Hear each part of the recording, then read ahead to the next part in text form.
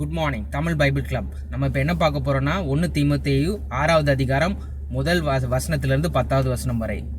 1 தீமோத்தேயு 6:1 முதல் 10 வரை. அடிமைகளாய் இருக்கிற அனைவரும் தங்கள் எஜமானர்களுக்கு மரியாதை காட்ட வேண்டும். அவர்கள் இதனை செய்யும் பொழுது தேவனுடைய பெயரும் நம் போதனையும் விமர்சிக்கப்படாமல் இருக்கும். இப்போ அந்த காலத்தில் சர்வெண்ட்டுங்கிற பேர் கிடையாது, நம்ம இது அடிமைகள் அப்படின்னு சொல்லுவாங்க. ஸோ இப்போ நமக்கு சர்வெண்ட்டுன்னு சொல்லலாம், எம்ப்ளாயின்னு சொல்லலாம், இல்லை ஒர்க்மேன் சொல்லலாம். என்ன டைட்டிலோ நம்ம பார்க்குற வேலைக்கு ஏற்ற மாதிரி நமக்கு ஒரு டைட்டில் இருக்குது. ஆனால் நமக்குன்னு ஒரு ஹெட் இருக்காங்க பற்றியா, ஒரு ஓனரு. இப்போ நான் ஒரு கம்பெனியில் ஒர்க் பண்ணுறேன்னா அதுக்கு ஒரு ஹெட் இருக்குது. என்னதான் நான் அதிகமாக படித்தாலும் நான் வேலை பார்க்குற இடத்துல ஒரு ஹெட் இருக்குது. ஸோ நான் அவருக்கு மெயின் சுச்சுவேஷன் இந்த அதிகாரத்தை எப்படி பவுல் ஆரம்பிக்கிறார் அப்படின்னு நீங்கள் பார்த்தீங்கன்னா, இப்போ நம்மளாம் எம்ப்ளாயீஸாக இருக்கோம். ஸோ ஏன்னா இப்போ அடிமைகள் அப்படிங்கிற வார்த்தை நம்ம யூஸ் பண்ணக்கூடாது. நான் நீ எல்லாருமே நம்ம எம்ப்ளாயீஸாக இருக்கோம். நம்ம கிறிஸ்துவுக்குள் விசுவாசிகளாக இருக்கோம். ஸோ பவுல் சொல்கிறாரு, நம்ம கிறிஸ்டியனாக இருக்கோம், விசுவாசியாக இருக்கோம். அதே சமயத்தில் நம்ம ஒர்க் பண்ணுறோன்னா எப்படி ஒர்க் பண்ணணும்? பிஃபோர் ஒர்க்கிங் நம்ம நல்ல மரியாதை காட்டணும். நம்ம எஜமான் மேலே மரியாதை கட்டாயமாக இருக்கணும். நம்ம அப்படி சப்போஸ் மரியாதை காட்டலைன்னா நம்ம என்ன பண்ணுறோம்? பவுல் சொல்கிற போதனையும் இயேசு கிறிஸ்து நமக்கு கொடுத்த போதனையும் நம்ம விமர்சிக்கப்படுற மாதிரி நம்ம ஆக்குறோம். ஏன்னா நம்ம இப்போ நம்ம சப்போஸ் நம்ம கிறிஸ்டியன்ஸ் நம்ம ஒழுங்காக வேலை பார்க்கலன்னு வச்சுக்கோம், இல்லை நம்ம மரியாதை குறைவாக ஏதாவது செஞ்சோம்னா எப்பயுமே ஒரு 4 பேர் டக்குன்னு வந்துடுவானுங்க. டேய் ஆமாண்டா, அதான்டா அந்த கிறிஸ்டியன்டா அப்படின்னு சொல்லிட்டு தான் நம்ம பேரை சொல்லி என்னது பாரு, ஒழுங்காக வேலை பார்க்க மாட்டேங்கிறான், ஒழுங்காக மரியாதை காட்ட மாட்டேங்கிறான் எஜமான்கிட்ட அப்படின்னு சொல்லி அப்படி தான் சொல்லுவாங்க எல்லாருமே. ஸோ அதனால் என்னது, ஸோ நம்மளால் இயேசு கிறிஸ்துவை பற்றியோ அவர் நமக்கு கொடுத்த போதனையை பற்றியோ விமர்சனம் வராத மாதிரி நம்ம ஒழுங்காக நம்ம எஜமான் மேலே மரியாதை காட்டணும். ஒழுங்காக நம்ம எஜமான் சொல்கிற வேலையை செய்யணும். சில அடிமைகளின் எஜமான்கள் விசுவாசமுடையவர்களாய் இருப்பார்கள், அதனால் அவர்கள் இருவரும் சகோதரர்களாய் இருப்பார்கள். எனினும் அந்த அடிமைகள் தங்கள் மரியாதையை குறைத்து கொள்ளக்கூடாது. அவர்கள் மேலும் சிறப்பான முறையில் தங்கள் வேலையை தங்கள் எஜமானர்களுக்கு செய்ய வேண்டும். ஸோ இந்த செகண்ட் சிச்சுவேஷன் பவுல் என்ன சொல்கிறாருன்னா, நம்ம ஒரு எம்ப்ளாயியாக இருக்கோம், நம்ம ஒரு கிறிஸ்டியனாக இருக்கோம். இப்போ சில சிச்சுவேஷன்ஸ் என்னென்னா நம்ம எஜமானும் கிறிஸ்டியனாக இருப்பாங்க, கிறிஸ்டியன் இருப்பாங்க. ஸோ இந்த மாதிரி சுச்சுவேஷன்ஸில் என்னென்னா, இப்போ சப்போஸ் லைக் ஐ செட், நானும் ஒரு கிறிஸ்டியன், என்னோட எஜமானும் ஒரு கிறிஸ்டியனா, நமக்கு வேற ஒரு பாண்ட் இருக்கும். ஏன்னா நம்ம 2 பேருமே சர்ச்சுக்கு போகிறோம். அதனால் அவர் நம்மகிட்ட கொஞ்சம் ஃப்ரெண்ட்லியாக இருப்பார். ஸோ அந்த ஃப்ரெண்ட்லியாக இருக்கிறதுனால, இல்லை நம்ம பிரதர்ஸ் மாதிரி இருக்கிறனால என்னது, அதுக்காக நம்ம மரியாதையும் குறைக்கக்கூடாது, நம்மளோட வேலையோட கெப்பாசிட்டியும் குறைக்கக்கூடாது. பவுல் என்ன சொல்கிறாருன்னா, நீயும் உன் எஜமானும் கிறிஸ்டியனு, ஈவன் ஒரே சபைக்கு கூட போறீங்கன்னா என்னது, இன்னும் டபுள் மடங்கு தான் நீ அவருக்காக வேலை பார்க்கணும். ஏன்னா அவர் ஒரு விசுவாசி, அவர் சக்ஸஸ்ஃபுல்லாக இருக்கணும், நீயும் சக்ஸஸ்ஃபுல்லாக இருக்கணும் அப்படின்னு சொல்லி பவுல் சொல்கிறாரு. அது இன்னும் அசிங்கமாக போயிடும். ஒரு கிறிஸ்டியனுக்கும் ஒரு கிளாஷ் ஆகுது, இல்லை ஒரு மிஸ் அண்டர்ஸ்டாண்டிங் ஆகுதுன்னா இன்னும் அசிங்கமாக போயிடும். ஸோ என்னதான் உங்கள் எஜமான் கிறிஸ்டியனாக இருந்து உனக்கு அவ்வளோ நல்லது பண்ணுறாரு, உனக்கு அவ்வளோ என்ன சொல்ல அவ்வளோ ஆடட் பெனிஃபிட் கொடுத்தாலுமே என்னது, அந்த பெனிஃபிட்டுக்காக நம்ம சாஃப்ட் ஆகிடக்கூடாது. நம்ம இன்னும் தான் அதிகமாக அவருக்கு உழைக்கணும், இன்னும் தான் அதிகமாக அவருக்கு மரியாதை கொடுக்கணும். ஏன்னா நிறைய தடவை நான் நோட் பண்ணியிருக்கேன், இப்போ ஒரு எஜமான் கிறிஸ்டியனும் ஒரு சர்வெண்ட் கிறிஸ்டியனும் ஒரே லொக்கேஷனில் ஒர்க் பண்ணுறாங்கன்னா எப்பயுமே அந்த சர்வெண்ட் அட்வான்டேஜ் எடுப்பாங்க எஜமான் மேலே. நம்ம தான் கிறிஸ்டியன் ஆச்சு, அவரும் கிறிஸ்டியன் தானே, அவர் என்னத்தை நம்மளை சொல்லிட போகிறாரு அப்படின்னு சொல்லி ஒரு அலட்சியம் இருக்கும். அது கண்டிப்பாக இருக்கக்கூடாது அப்படின்னு சொல்லி பவுல் சொல்கிறாரு. இக்காரியங்களை செய்ய நீ அவர்களுக்கு இதனை போதிக்கவும் உற்சாகப்படுத்தவும் வேண்டும். ஸோ நம்ம இந்த விஷயங்கள்லாம் எல்லாத்தையும் சொல்லணும்.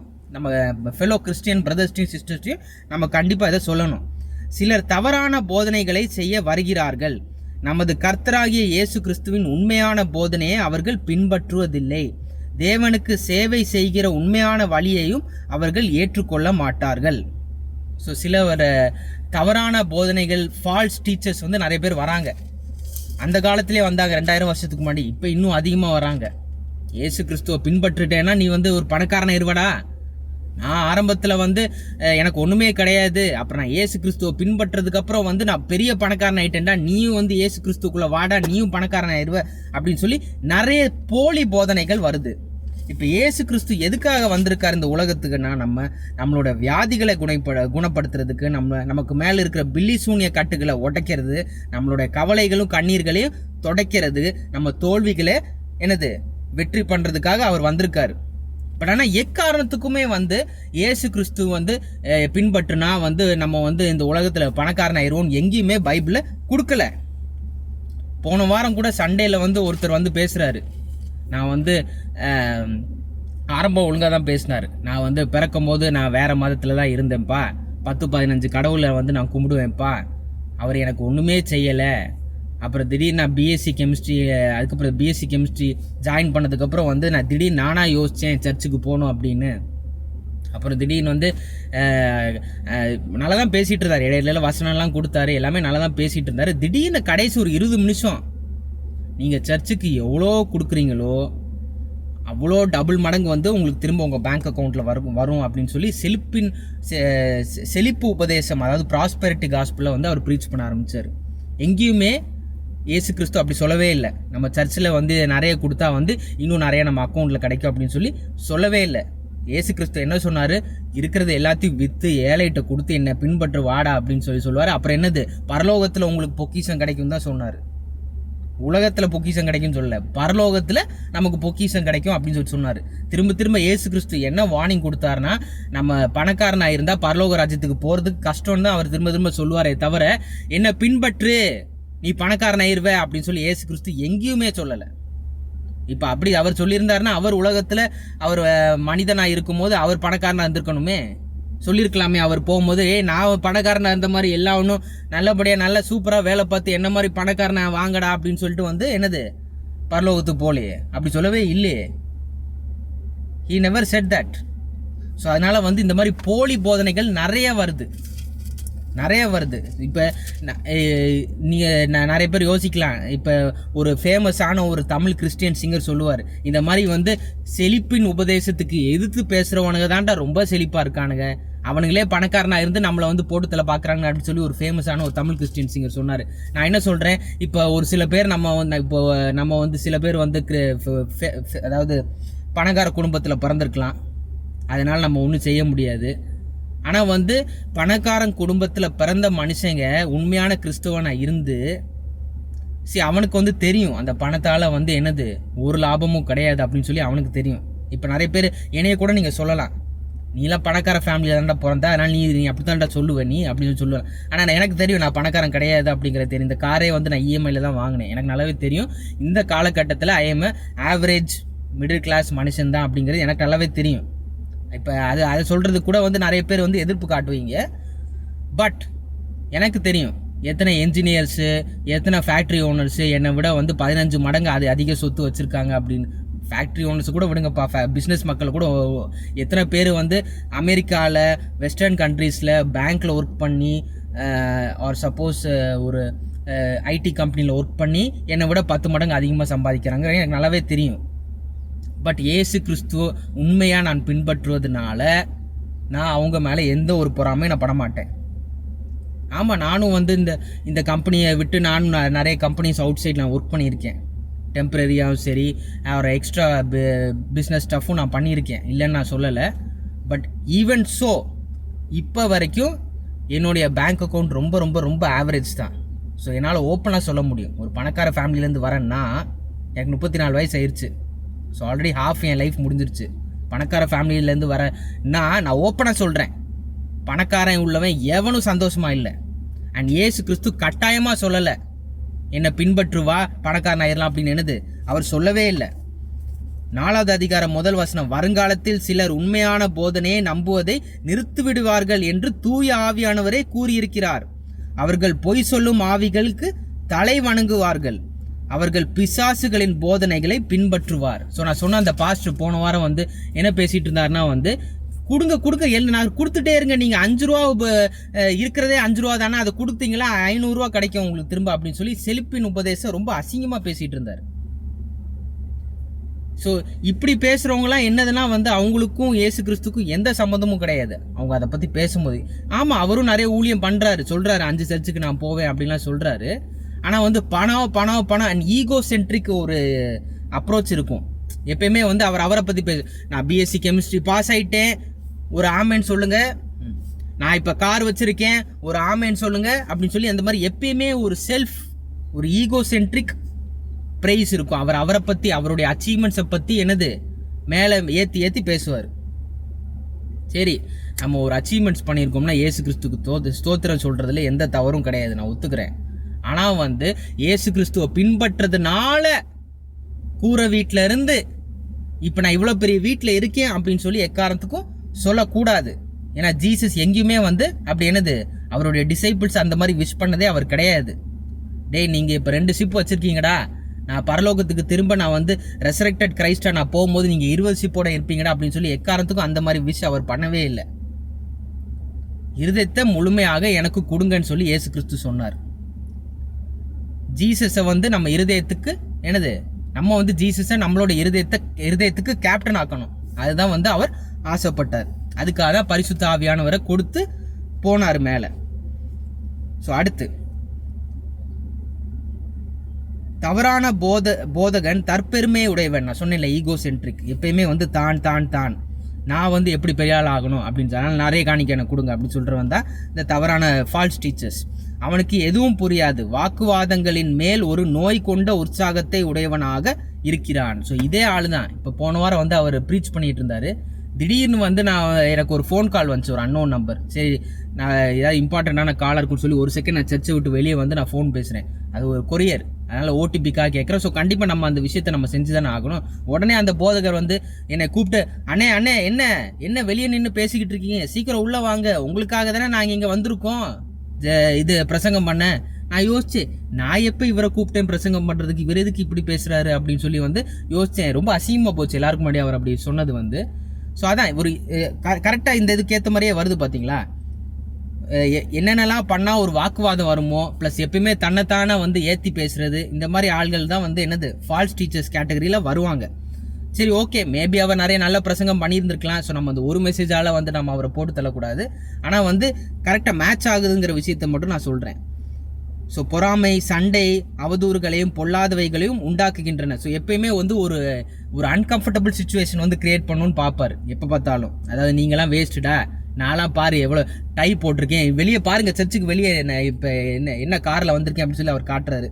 அந்த மாதிரி பேசிகிட்டு இருந்தார் ரொம்ப. ஸோ ஜீசஸுக்கு மகிமை சேர்க்காம அவருக்கே அவர் தன்னைத்தானே மேலே வந்து தன்னைத்தானே வந்து மகிமைப்படுத்துறாரு அவர். அது மாதிரி தான் அவர் பண்ண மாதிரி இருந்துச்சு. ஓகே, தேவனை சேவிப்பது செல்வந்தனாகும் வழி என்று அவர்கள் நினைக்கிறார்கள். ஸோ காட்லினஸ்னால் உடனே கெயின் அப்படி சொல்லி நினைக்கக்கூடாது.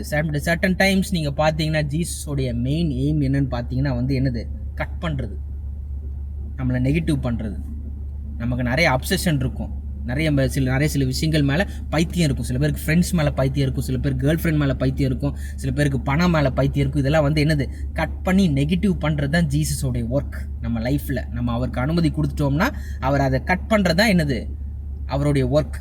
ஏன்னா அவருடைய மெயின் ஆசை, அவர் இது எதுக்காக அந்த உலகத்துக்கு வந்தார்னா நம்மளை பாவத்திலிருந்து என்னது விடுதலை கொண்டு வரதுக்கு தான் வந்து அவர் நமக்கு மெயினான ஆசீர்வாதம் கொடுக்கறதுக்காக தான் அதுதான் அவர் நமக்கு கொடுக்குற மெயின் ஆசீர்வாதம்னு சொல்லி பேதுருவே சொல்லிட்டார். by blessing us by turning us away from sin. பாவத்திலேருந்து என்னது திருப்பி மாற்றுறதுக்காக தான், வண்டி என்னது ஆப்போசிட் டைரக்ஷனில் மாற்றுறதுக்காக தான் அவர் வந்திருக்காரு. ஒன்று நம்மளை பணக்காரன் ஆக்குறதுக்கோ, இல்லை 5 கார் வாங்குறதுக்கோ, இல்லை 2 ஸ்டோரி பில்டிங், அதையும் சொல்கிறார் அந்த பாஸ்டர். 2 ஸ்டோரி பில்டிங் நான் இப்போ வச்சுருக்கேன், முன்னாடி நான் கூரை வீட்டில் இருந்தேன், அது வந்து என்னது இயேசு கிறிஸ்துவால அப்படின்னு சொல்கிறாரு. பிரச்சனைகளை தீர்ப்பார். ஆமாம், நமக்கு ரொம்ப நெருக்கடியாக இருக்குது, கடனாக இருக்குது, நான் இயேசு கிறிஸ்து காப்பாற்றுறதுக்கு அவர் வல்லமையாக இருக்கிறார், நான் ஒத்துக்கிறேன், அது இல்லைன்னு நான் சொல்லவே இல்லை. பட் அவருடைய மெயின் எய்ம் நம்மளை பணக்காரன் ஆக்குறதுக்கு இல்லை. அண்ட் சர்ச்சில் நிறைய காசு கொடுத்தா டபுள் மடங்கு பேங்க் அக்கௌண்ட்டில் வரும், அதெல்லாம் ஒன்றுமே கிடையாது. அதெல்லாம் ஃபால்ஸ் டீச்சிங். ஜீசஸுக்கும் மணிக்கும் எந்த சம்மந்தமும் கிடையாது. நெக்ஸ்ட், ஸோ உடனே அதை கெயின் இஸ் காட்லினஸ் அப்படின்னு சொல்கிறவங்க வந்து அவங்ககிட்ட இருந்து வித்ட்ரா யுவர் செல்ஃப் அப்படின்னு சொல்லி நம்ம இங்கிலீஷ் பைபிளில் வந்து இன்னும் அழகாக போட்டிருக்கு. அதாவது வந்து நம்ம சில டீச்சர்ஸ் வந்து என்ன சொல்லுவாங்கன்னா வந்து ஜீசஸை ஃபாலோ பண்ணு, நீ பணக்காரன் ஆகுவ, you will get more gain. அது நீ பணக்காரன் ஆகிற வழி வந்து என்னது, சர்ச்சுக்கு ரெகுலராக வர்றது, பாஸ்டருக்கு நிறைய காசு கொடுக்கறது அப்படின்னு சொல்லுவாங்க. அவங்ககிட்ட இருந்து வந்து டிஸ்டன்ஸ் வச்சுக்கோங்க அப்படின்னு சொல்லி பைபிள் சொல்லுது, நான் சொல்லலை. தன்னிடம் இருப்பதே போதும் என்று ஒருவன் திருப்தி அடைகிறான் எனில் அத்துடன் அவனுக்குள் தேவ பக்தியானது மிகுந்த லாபமாயிருக்கும் என்பது உண்மை. So contentment is very important. எனக்கு இருக்கிறது போதும், ஏசப்பா என்ன செஞ்சா, நான் என்ன செஞ்சா இல்லை நீங்கள் என்ன செய்யணுமோ அதை என் இருதயத்தில் செஞ்சு நான் என்னுடைய ஆத்மாவை பரலோகத்துக்கு சேர்க்கறதுக்குரிய ஸ்டெப்ஸு நீங்கள் என் லைஃப்பில் செஞ்சு கொடுங்கப்பா அப்படின்னு சொல்கிறது தான் வந்து என்னது கிறிஸ்டியானிட்டி. அதான் வந்து பில்லி சூனிய கட்டுகளை உடைங்கப்பா, எனக்குள்ள வியாதிகளை உடைங்கப்பா, அப்போ தான் நான் பரலோக ராஜ்யத்துக்கு ஈஸியாக போக முடியும் அப்படின்னு சொல்லி வந்து என்னது அவர் கையில் கொடுக்கறது தான் வந்து கிறிஸ்டியானிட்டி. நாம் இந்த உலகத்துக்கு வரும்போது எதையும் நம்மோடு கொண்டு வரவில்லை, நாம் இறக்கும் போதும் எதுவும் கொண்டு போவதில்லை. நம்ம அப்பாக்கள் நமக்கு கொடுக்க போகிற சொத்து வந்து நமக்கே வந்து எப்போ வரும், நம்ம 65 வயசு ஆகும்போது தான் நமக்கே வரும். ஸோ நம்ம வந்து என்னது நம்ம என்ஜாய் பண்ணுறதுக்குள்ள நம்மளே செத்து போயிடுவோம். ஸோ நம்ம என்னது என் அம்மா வயிற்றுலேருந்து நான் வந்து காலியாக தான் வந்தேன், மேலே போகும்போதும் காலியாக தான் போகிறேன். ஒரு சில பேர் லைக் நம்மள மாதிரி ஆட்கள்லாம் வந்து கடைசி வரைக்கும் நமக்கு வந்து சொத்து என்ஜாய் பண்ணுறதுக்கு ஒரு வாய்ப்பே கிடைக்காது. பட் அப்படி சப்போஸ் எனக்கு கிடைச்சாலுமே வந்து என்னது இயேசு கிறிஸ்து தான் எனக்கு முக்கியம், யாருடைய சொத்தும் எனக்கு முக்கியம் கிடையாது. எனவே நம்மிடம் உள்ள உணவு, ஆடை ஆகியவற்றோடு திருப்தி அடைய வேண்டும். மேலும் செல்வந்தராக விரும்புகிறவர்கள் சோதனைக்கு உள்ளாகிறார்கள். ஸோ இப்போ ஒரு உதாரணத்துக்கு நம்ம ஒரு மிடில் கிளாஸ் மனுஷனாக இருக்கோம், ஒரு நல்ல ஃபிக்ஸட் சேலரி கிடைக்கிது மாதம். இன்னும் இதை விட அதிகமான செல்வந்தன் ஆகும் அப்படின்னு சொல்லி நம்ம வந்து ஒவ்வொரு நாளும் காலையிலும் நைட்டும் வந்து நம்ம வந்து என்னது ட்ரீம் பண்ணிக்கிட்டு இருக்கோம், கனவு கண்டுட்டு இருக்கோம்னு நினைக்கோம்னா நம்ம இன்னும் அதிகமான சோதனை, அதிகமான டெம்ப்டேஷனுக்குள்ளே விழதான் செய்வோம். தேவையில்லாமல் நமக்கும் தேவனுக்கும் நம்ம நிறைய பேரியர்ஸும் செவரும் நம்ம கட்டி போயிட்டுட்டே இருக்கோம். அப்புறம் இன்னும் தான் டைம் ஆகும் நம்ம வந்து டு பிகம் பார்ன் அகேன், ஒரு உண்மையான கிறிஸ்டியன் ஆகிறதுக்கு. அவர்கள் கண்ணிகளில் மாட்டிக்கொள்கிறார்கள், முட்டாள்தனமானதும் ஆபத்தானதுமான ஆசைகள் வளர்த்து கொள்கிறார்கள், அவை அவர்களை பாதித்து அழிக்கும். ஸோ இந்த மாதிரி தேவையில்லாத வந்து வேலை பார்க்குற இடத்துல ஒய்ஃப் வச்சுருப்பான், ஆனால் நிறைய பணம் இருக்கிறனால என்னது ஒரு சில பெண்கள் மேலே அவனுக்கு ஆசை வரும். ஆஃபீஸில் அவள் வந்து என்னை பார்த்து சிரிக்கிறா, அவள் என்கிட்ட ஃப்ரெண்ட்லியாக இருக்கா, எனக்கு தான் இப்போ நிறைய பணம் இருக்குது, அதனால் அவளை கொஞ்சம் என்டர்டெயின் பண்ணுவோம், அந்த பணத்தை வச்சு அவளை கரெக்ட் பண்ணிடுவோம், அது வச்சு எனக்கு கொஞ்சம் அதிகமான அட்வான்டேஜ் அவள்கிட்ட கிடைக்கும் அப்படின்னு சொல்லி வந்து என்னது பணம் அதிகம் ஆக ஆபத்தான விஷயங்களுக்குள்ளே தான் பண்ணி உள்ள போகிறா அப்படின்னு சொல்லி பவுல் வந்து அட்வைஸ் பண்ணுறாரு. ஸோ அதனால் வந்து இன்னும் அதிகமான பணக்காரன் ஆகணும், நான் இன்னும் அதிகமாகணும் அப்படின்னு சொல்லி வந்து ஆசைப்படக்கூடாது. நம்ம ஃபேமிலியை கரெக்டாக செட்டில் பண்ணணும். எஜுகேஷன்லேயும் அவங்களுக்கு ஒரு வீடு கட்டி கொடுக்குறதோ இல்லை அவனுடைய மேரேஜ் முடிக்கிறது எல்லாம் முடிச்சுட்டு நம்ம மெயின் எய்ம் என்னவா இருக்கணும், கர்த்தராகிய இயேசு கிறிஸ்துவுக்குள் முழுமையான ரட்சிப்பு, முழுமையான சாங்க்டிஃபிகேஷன், அதாவது அந்த புனிதமான ப்ராசஸை செய்வது தான் என்னது இட் இஸ் கரெக்டான பாதை. அவை அவர்களை பாதித்து அளிக்கும். ஸோ பண ஆசையானது எல்லா விதமான பாவங்களுக்கும் வழிவகுக்கும். நான் போகிறது வந்து ஒரு ஏழை மக்கள் இருக்கிற சபை தான். ஸோ அவங்க கண்டிப்பாக யோசிக்கலாம், என்னடா வந்து உனக்கு என்னடா தெரியும் எங்கள் பிரச்சனையை பற்றி அப்படின்னு சொல்லி அவங்க யோசிக்கலாம். பட் நான் என்ன சொல்கிறேன், சார் உங்களுக்கு வந்து பண பிரச்சனையாக இருக்குதா, இன்னும் நல்லா ஹார்ட் ஒர்க் பண்ணுங்கள், எக்ஸ்ட்ரா ஒரு ஜாப் தேவைப்படுதா பண்ணுங்கள், அது பிரச்சனை கிடையாது, பண்ணுங்கள், உங்களுக்கு காசு ஆட்டோமேட்டிக்காக வரும். ஆனால் இயேசு கிறிஸ்து நம்பினா மட்டும்தான் நான் பணக்காரன் ஆவேன் அப்படின்னு வந்து இயேசு கிறிஸ்து வந்து என்னது எங்கேயுமே சொல்லலை. அவர் எப்பயுமே வந்து இந்த பணக்கார மக்களை வந்து என்னது ஒரு மாதிரி பரிதாபமாக தான் பார்ப்பார். ஏன்னடா இந்த உலகத்தில் இருக்கிறதா ஃபைனல் நினச்சிட்டு இருக்காங்க, அதனால தான் என்னது எல்லாத்தையும் கொடுத்துட்டு என்னை பின்பற்றி வா அப்படின்னு சொல்லி ஜீசஸ் சொல்கிறார்.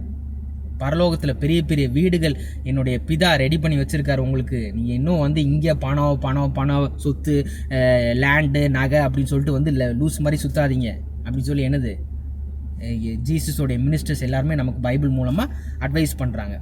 சிலர் மேலும் பணத்தை விரும்பி உண்மையான போதனையை விட்டுவிட்டார்கள், ஆனால் தம் துன்பத்துக்கு தாமே காரணமாகிறார்கள். they are piercing themselves with sorrows. அவங்கள குத்திக்கிறாங்க. இப்படி வந்து சர்ச்சாக போய் வந்து பணத்தை மக்களுக்கு பணத்து மேலே உள்ள ஆசையை வந்து கூட்டுறதுக்கு என்னது அவங்க தன்னைத்தானே குத்துற மாதிரி. தயவுசெய்து பணம் நமக்கு முக்கியம்தான் வாழ்கிறதுக்கு, ஆனால் பணத்தின் மேலுள்ள ஆசையை குறைக்கணும், வேற வழி கிடையாது. தேவனுடைய வார்த்தை நமக்கு அது சொல்லுது. ஸோ நம்ம எந்த ஃபேமிலியில் என்ன டைப் ஃபேமிலியில் நம்ம பிறந்தாலும் பரவாயில்ல, ஏசப்பா உங்களுடைய எய்ம் என்னுடைய லைஃப்பில், அதாவது உங்களுடைய சித்தம் என்னுடைய லைஃப்பில் என்னதோ அதை நடத்தி கொடுங்கப்பா. நான் எக்ஸ்ட்ரா ஏதாவது எனக்கு வேலை தேவைப்படுதோ அதை போட்டு கொடுங்க. நான் அது மூலமாக நான் வந்து என்னுடைய ஃபேமிலியை பார்த்துக்கிறேன். ஆனால் நீங்கள் வந்து என்னோடய ஹார்ட்டில் என்னது கேப்டனாக இருங்க. எப்பயுமே நான் பரிசுத்தத்தை நோக்கி தான் நான் போகணும். பணத்தின் மேலே இருக்க லவ் வந்து எப்பயுமே குறைய தான் செய்யணும்.